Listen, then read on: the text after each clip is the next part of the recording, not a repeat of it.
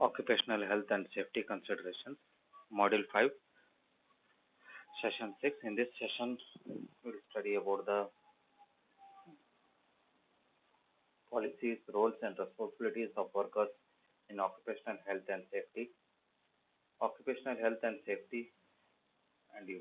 One of the most important responsibility is to protect your health and safety as well as your as the co-workers.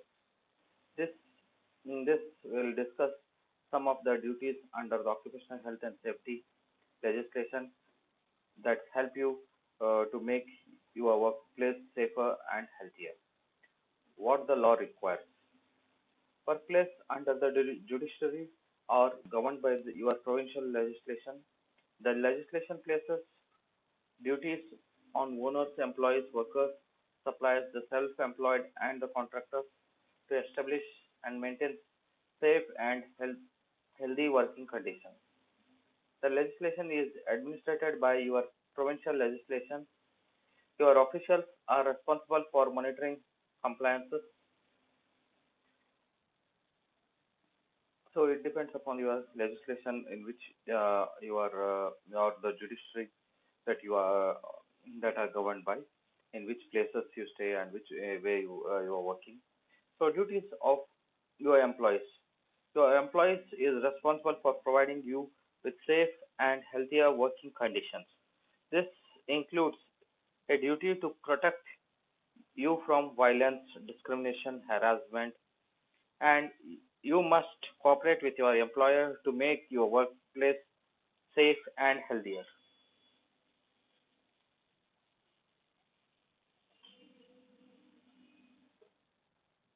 So these are the main duties of the employer, that he has to provide a healthier working conditions, and there should not be any discrimination, harassment, and the workers' cooperation is also uh, required for the employer to make the workplace safe and healthier.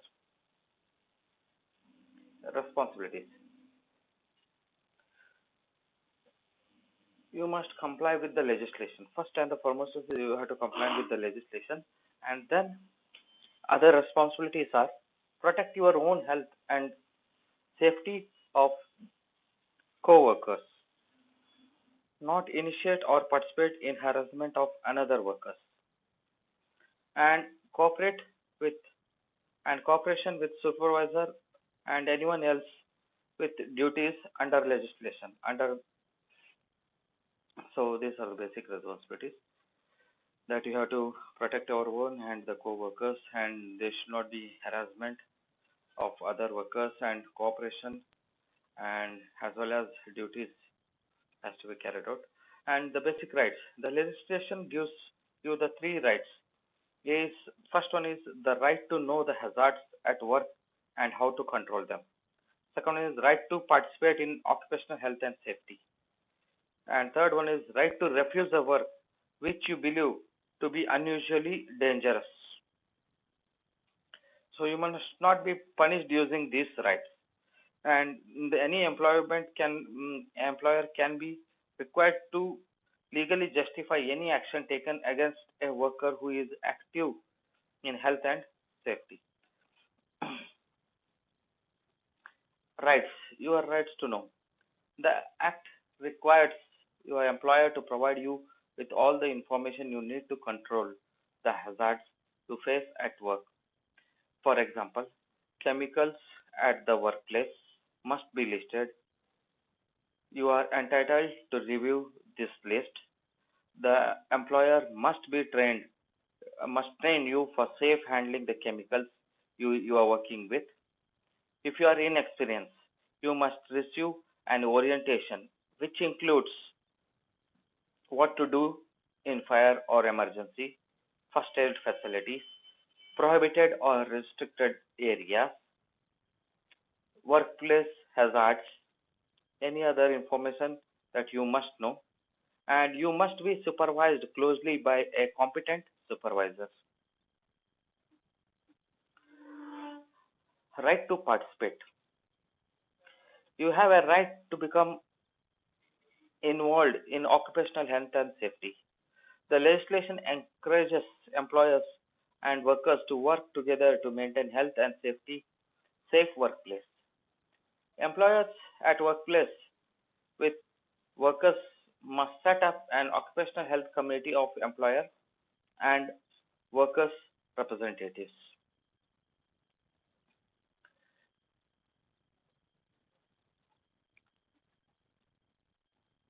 Committees have duties too. So this occupational health and safety committee have duties to regularly inspect the workplace, conduct accident investigation, deal with the health and safety concern of employees, investigate refusal to work, meet at least 4 times a year, consult your provincial act, and and return minutes of meeting to the division. Committee members are entitled to 5 days of unpaid educational leave each year to take occupational health and safety courses. They may they may attend courses provided by divisions without loss of pay or benefits. Certain types of workplace with less than 10 consultants your provincial act, uh, employers must have a worker health and safety representative.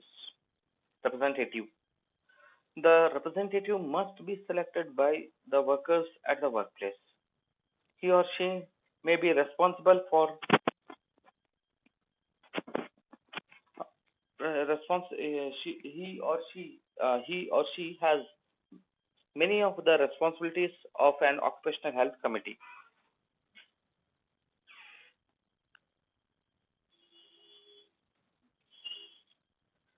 Your right to refuse. You have the right to refuse to do work which you believe is unusually dangerous. The unusually dangerous may be to you or anyone else. The unusually danger could include such thing as a danger which is not normal for your occupation or the job, a danger with which you would not normally carry out your job, or a situation for which you are not properly trained, equipped, or experienced. To exercise this right, you should use the following guidelines. Once you believe that the work you have been asked to do is unusually dangerous, you should inform your supervisor. Make sure that the supervisor understands that you are refusing to do the disputed job for health and safety reasons. Work with the supervisors to attempt to resolve the problem. If the problem cannot be resolved by the supervisor, then uh, resolved by the supervisor to your satisfaction, and no health and safety representatives or occupational health committee exist at the workplace, if your supervisor should phone the division and ask for the advice. You have the right to contact the division at any time. The supervisor has the right to assign you other work at no loss of pay or benefits until the matter is resolved.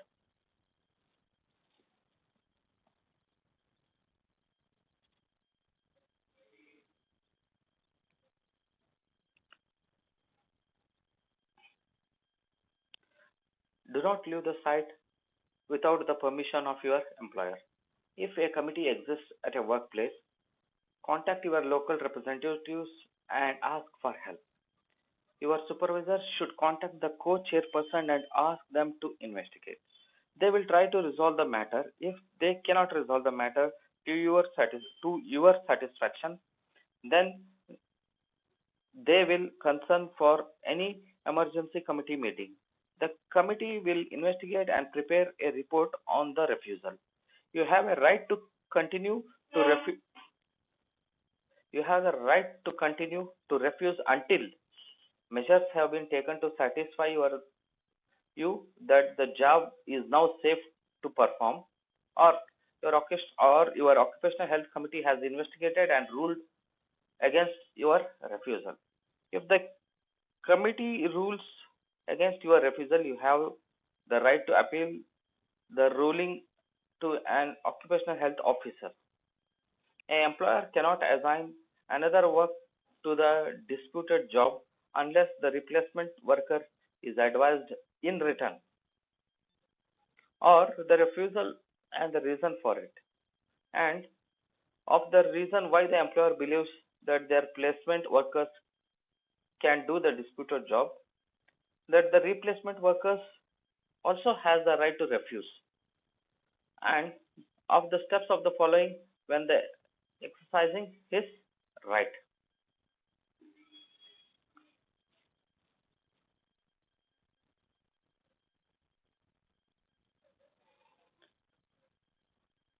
Occupational health safety responsibilities of all managers.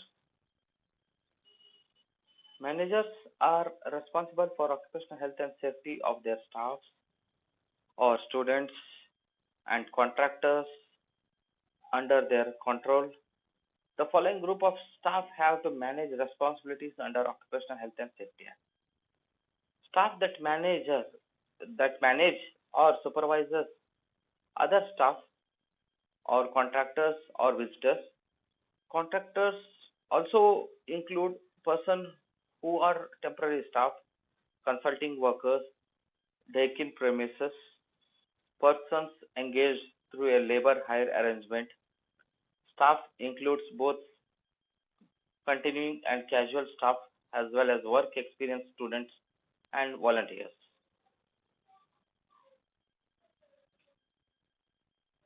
Staff that are responsible for the students through their teaching, tutorial work, practical classes, research work, placements, field work, or student tours. Managers are also responsible for anyone in the work areas directly under their control. Offices, laboratories, stores, and off-site workplace such as working from home location, where the locations are shared under the control of another university's area, such as lecturing theaters, managers are still responsible for the safety of their staff in their area and must ensure hazards and other issues are reported to the appropriate area. All managers are expected to read the university's health, well-being and safety policies and health, well-being and safety strategies and demonstrative, active and visible safety leadership. This means leading consultants on occupational health and safety matters, ensuring occupational health safety risk affecting your staff or co-working place are adequately controlled, actively engaging with staff on health, well-being and safety matters, coaching staff on safety matters and having safety conventional conversations to promote safe work practices and behaviors, organizing and practicing in safety activities including training, risk assessment, and workplace inspection. Initiative intervening early to address staff health, well-being, and safety matters including issues such as physiological health and workplace conflict. Understand the applications of occupational health and safety risk management at your area of responsibilities and familiarize themselves with with and take responsibilities for development of safe operating procedures and practices which are applicable to workplace and your supervisors. And even managers are expected to implement suitable risk management controls which agreed with agreed time frames. This may include new or modified equipment, workplace or work arrangements, competency-based training, adequate supervision and development, and adoption of safe operating procedures. Choose these risk controls in consultance with those involved or affected. Ensure you are understand university processes and your role in dealing with staff welfare matters and inappropriate behaviors. This includes issues resolution process, assessing the return to work of injuries or ill staff members, and making reasonable adjustments.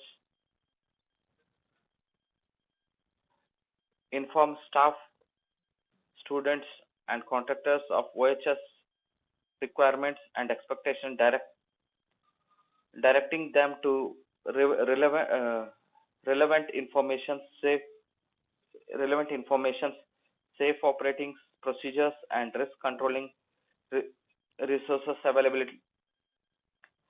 Ensure that staff, students, and contractors have received appropriate induction and training. Verify that staff, students, and contractors are competent to carry out safely and are following safe work practice. Promptly address inadequate training, unsafe practices, or behaviors. And other responsibilities of managers are encourage reporting of workplace incidents, follow up incidents, ensuring the welfare of those affected, and seeking to identify the root causes to take steps to prevent further injuries or reoccurrences, and inform the human resource human resource service unit immediately of any injury to anyone on university premises or engaged in university activities of off campus where their injury required hospitalization or of any need misdue of explosion or spillage of substances. See injuries and incidents reporting and following up. Promptly address health, well-being, and safety issues that are brought to your attention in consultation with those involved or affected.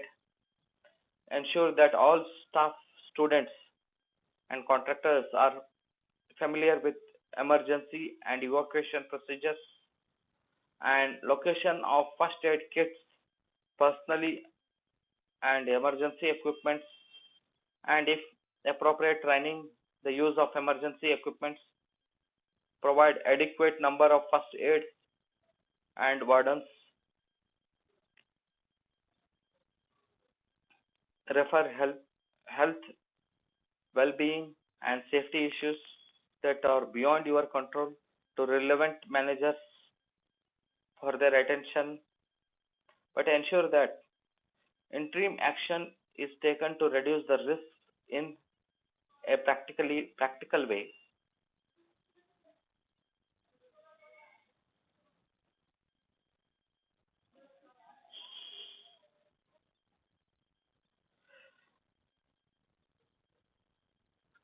And some managers or supervisors will be having additional specific responsibilities like ensure risk assessment and carried out for student practical work and other potential hazardous student activities,